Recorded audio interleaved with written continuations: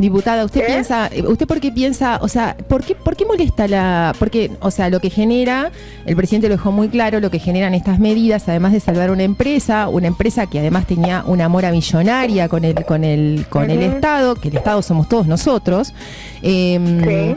y de ser uno de los grandes aportantes. La deuda se la dio el gobierno anterior en términos Exacto. más que imprudentes. Esto no lo paga. Luego aparece todo este circo del yate y del millonario que rompe la cuarentena, que es el dueño Vicentín. Y aparece esta intervención del Estado que además se repite en otros lugares del mundo, como Lufthansa en Alemania, como en el Reino Unido también están Alitalia en Italia. Y en el Reino Unido también están pensando, o sea, no es una cuestión exclusiva del país, sino que cuando una empresa entra en una mora impagable, el gobierno trata de salvarlo porque además de esa manera, según lo entiendo yo, usted corríjame, genera soberanía. Es decir, la empresa pasa a ser... Entonces, me parece que esa transparencia, cuando se introduce el Estado, hay un montón de cosas que no pueden quedar ocultas. ¿Será por eso los cacerolazos? Yo creo que hay una construcción, como siempre, de medios hegemónicos que intentan ponernos como espacio político en un lugar de generar una posible como una inestabilidad jurídica. Entonces, que la propiedad privada, que aparece como el bien central de esta sociedad, pueda estar en peligro.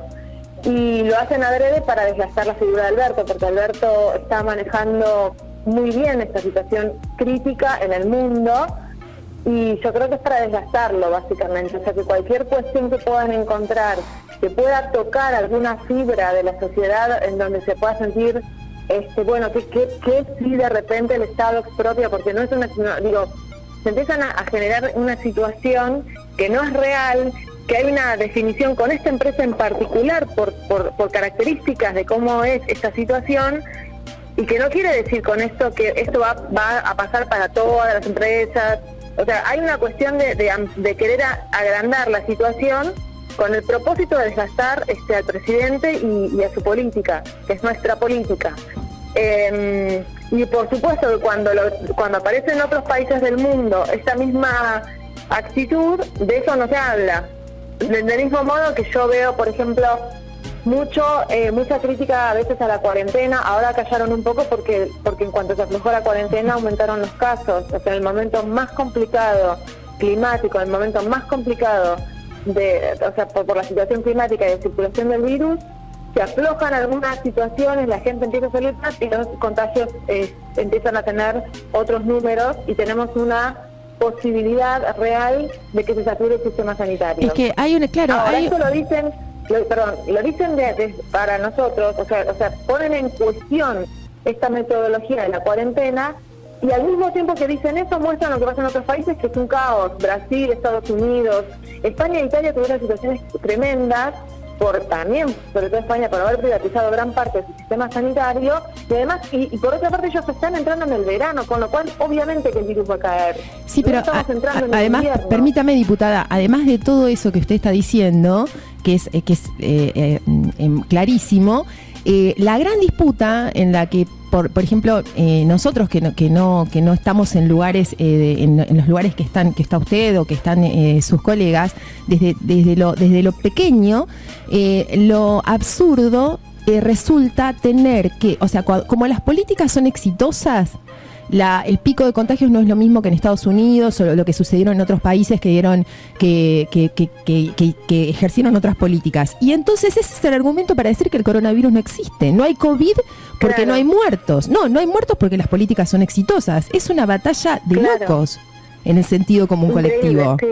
Sí, totalmente. O sea, si nosotros hasta ahora se hablaba de que el pico va a ser en mayo, después que en junio, y lo vamos retrasando, eso es una política exitosa. Exacto. Retrasar el pico es para nosotros un objetivo. ¿Por qué? Porque quiere decir que hay menos contagiados, que hay menos fallecidos, y que el sistema de salud va a poder responder a la demanda que tenga. Entonces, eso que significa el producto de una política, de una intervención de organización, está visto como, y el pico cuando llega, mejor que no llegue nunca, porque el pico va a significar el dolor más grande para los argentinos y las argentinas. Cuando hablamos de pico, hablamos de cuando el sistema público colapse.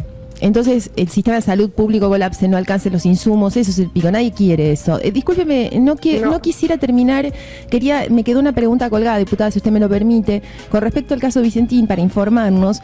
¿Esto cómo se maneja? El Poder Ejecutivo ordena la intervención y luego manda al Congreso otra parte de la decisión.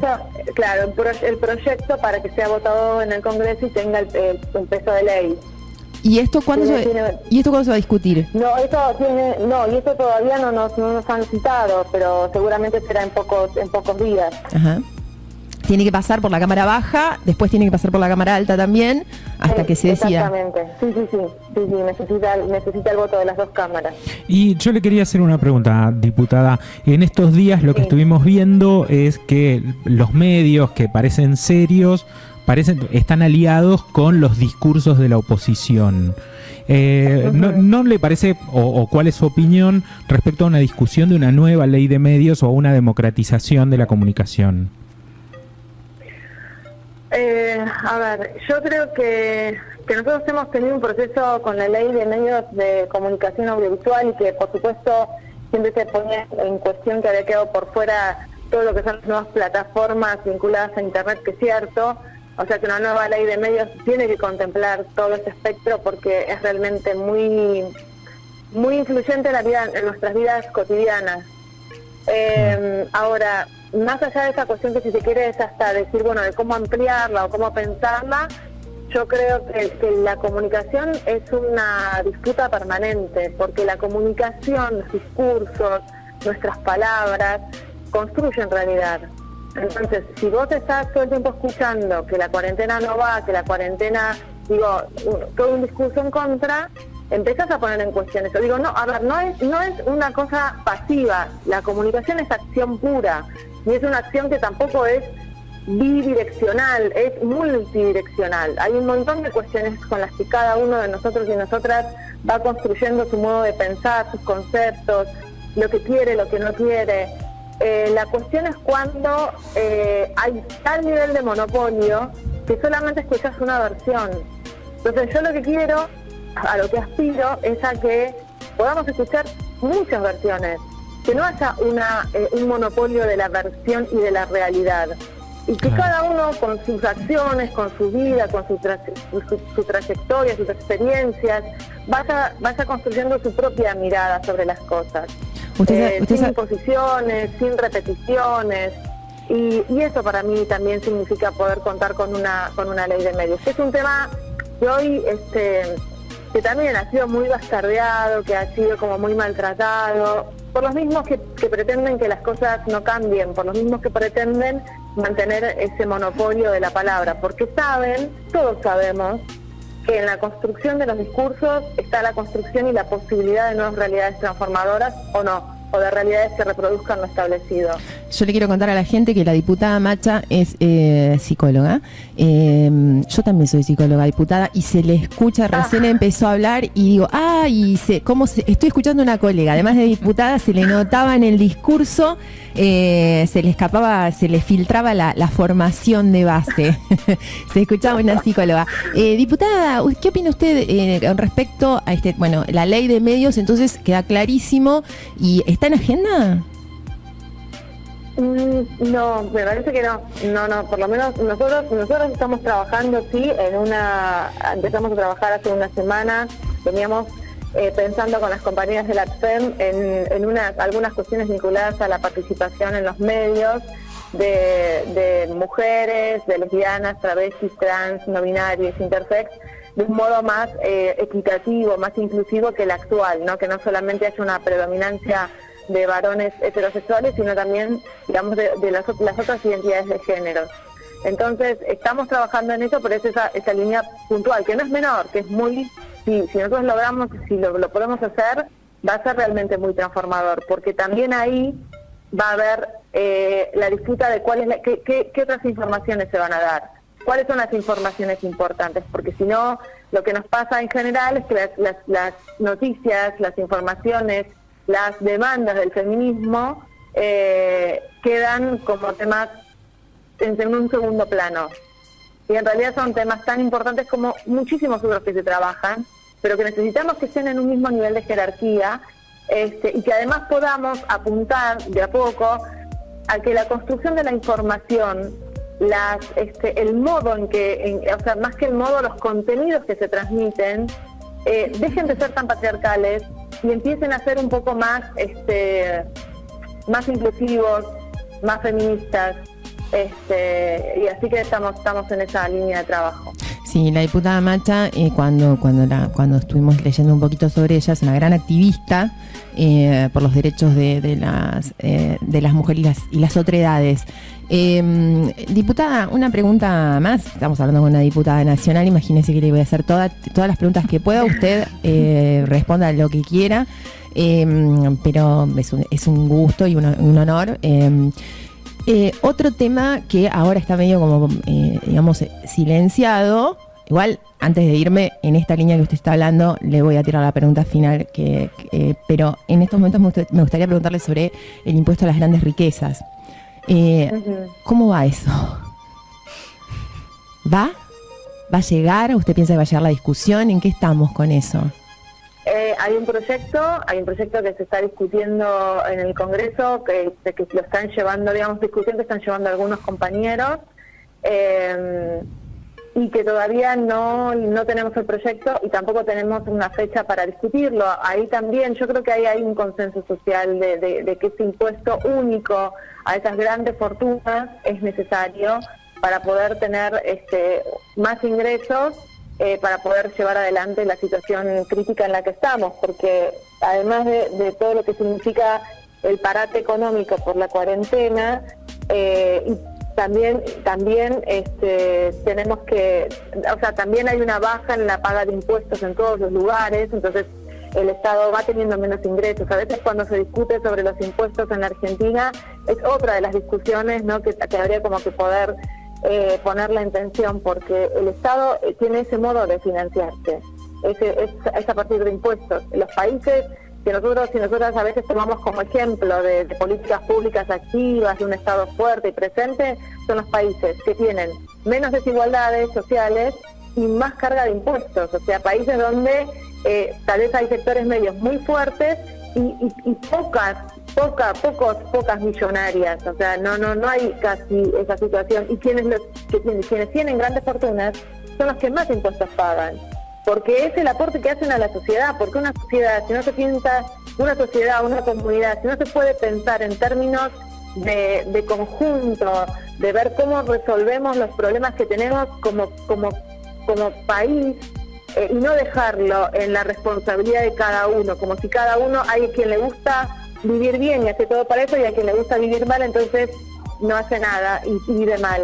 Esas construcciones que se arman son muy complejas y necesitamos desarmarlas para poder entender, para poder comprender que quienes más ganan a costa de todos los que menos tienen. Para tener la desigualdad que tenemos nosotros, que tiene nuestra región, que tiene el mundo, es porque hay gente que trabaja y gana poco y no llega a cubrir sus necesidades, y otros que ganan muchísimo más de lo que les corresponde.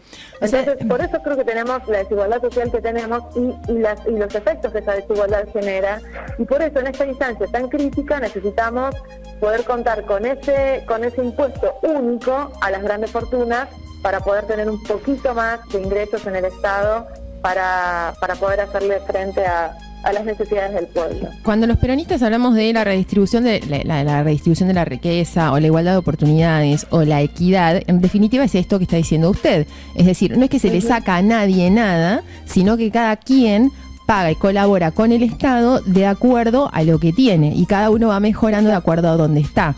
No es que nadie está... Y eso lo toma el Estado y lo distribuye. Claro, para que las cosas se vayan como equilibrando un poco, y nadie le va a castigar a nadie por tener por ser rico, sino que se le demanda pago de impuestos, básicamente. Y esto además, me parece importante, claro, que estamos hablando de grandes fortunas. No tiene que que ver ni con los sectores medios altos ni con los sectores altos. No, son fortunas, los decimos todos los sábados. Son a un porcentaje mínimo de nuestro país. Lo decimos todos los sábados. Esas grandes fortunas que van a pagar impuestos, ninguno de nosotros, ni los que nos están escuchando, los conocemos personalmente. Ninguno de nosotros tenemos un amigo en esa línea, así que quédense tranquilos que no va por ustedes.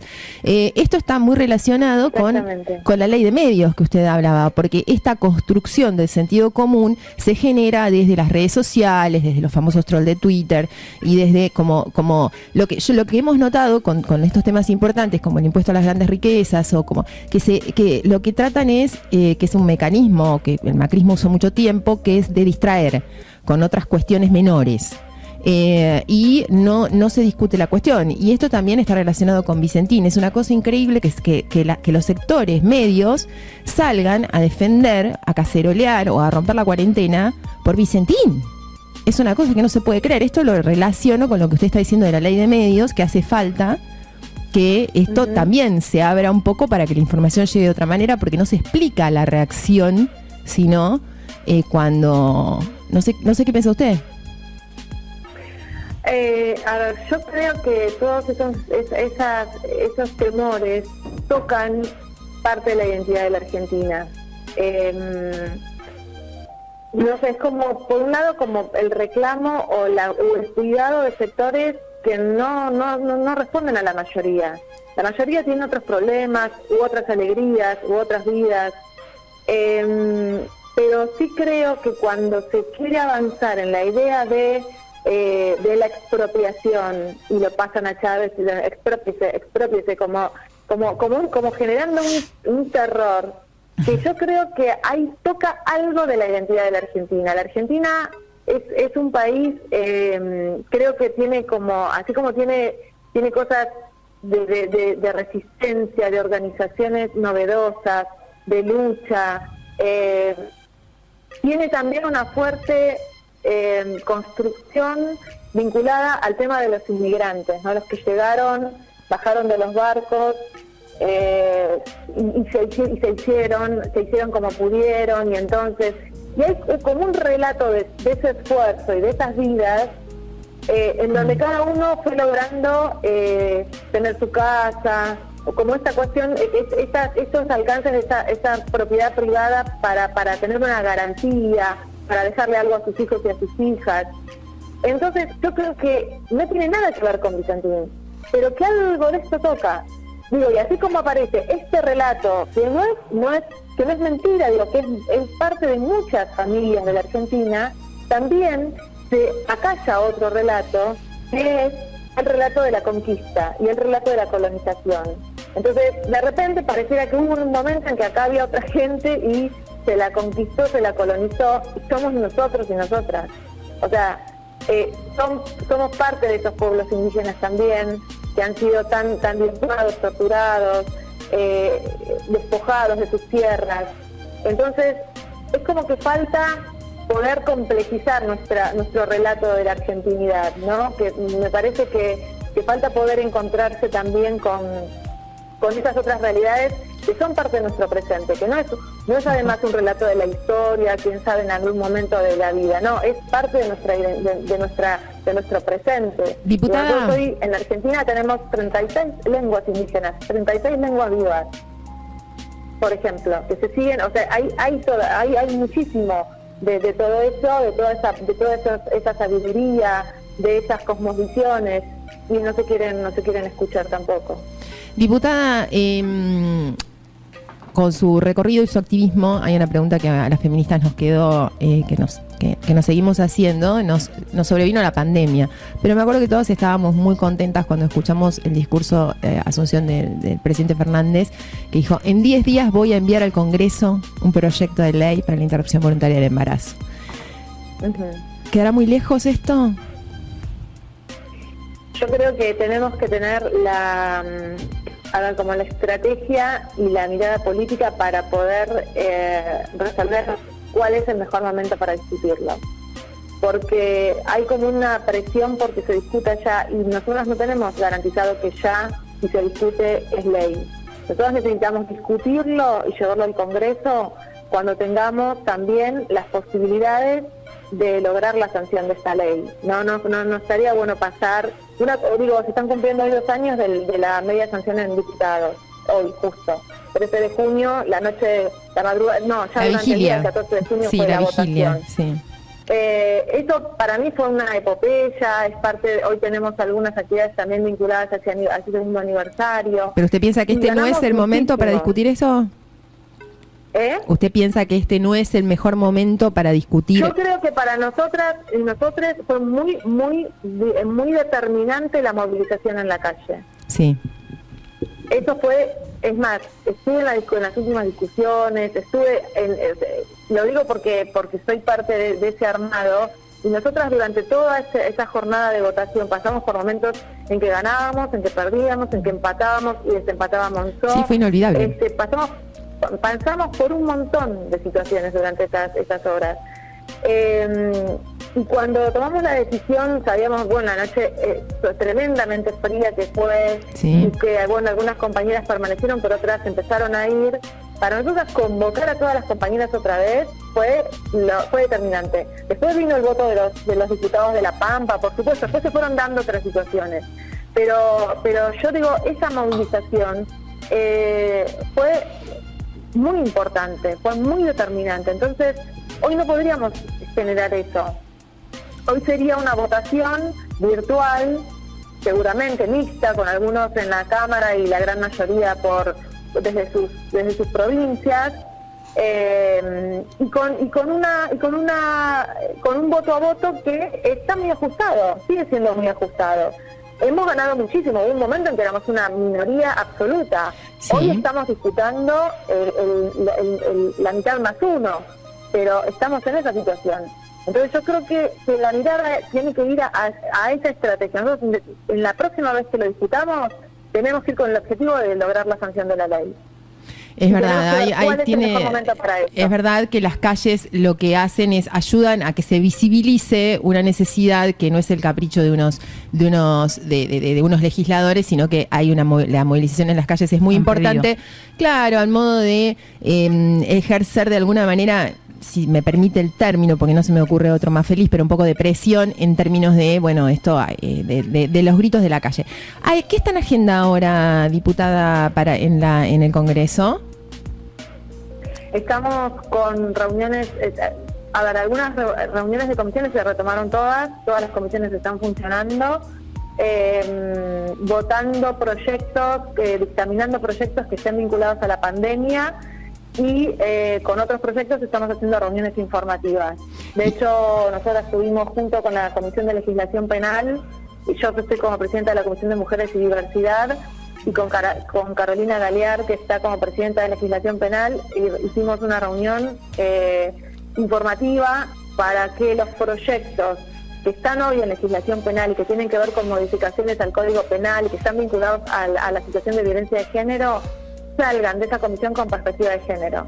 Que los mismos diputados y diputadas tengan instancias para repensar si lo que están planteando es eficaz para las mujeres o no, o las revictimiza o le da más lentitud a los procesos.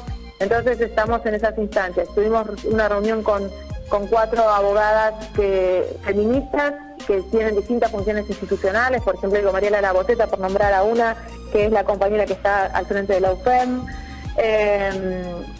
La intención de ir haciendo también estos ejercicios de poder incluir la perspectiva de género en el trabajo concreto, en el trabajo de todos los días. Acá la compañera Viviana Bibliomén parece que la conoce personalmente. No, la conocimos y le quería agradecer la buena predisposición suya y de su compañero Martín. En Bariloche. Discúlpame, podemos cometer, porque no hay nada, yo como feminista, no hay nada peor que te defina como la mujer de. Por eso es una cosa que ya me retaron una vez.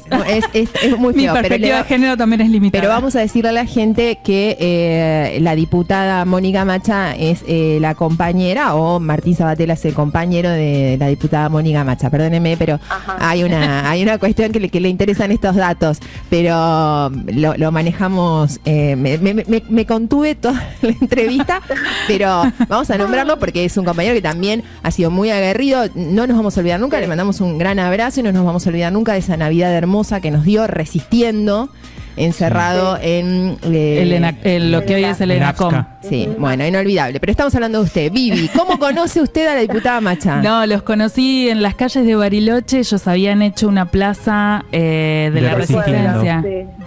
De la Resistencia, en el centro de Bariloche. Nosotros llegábamos de una excursión, que habíamos ido, viajamos para allá.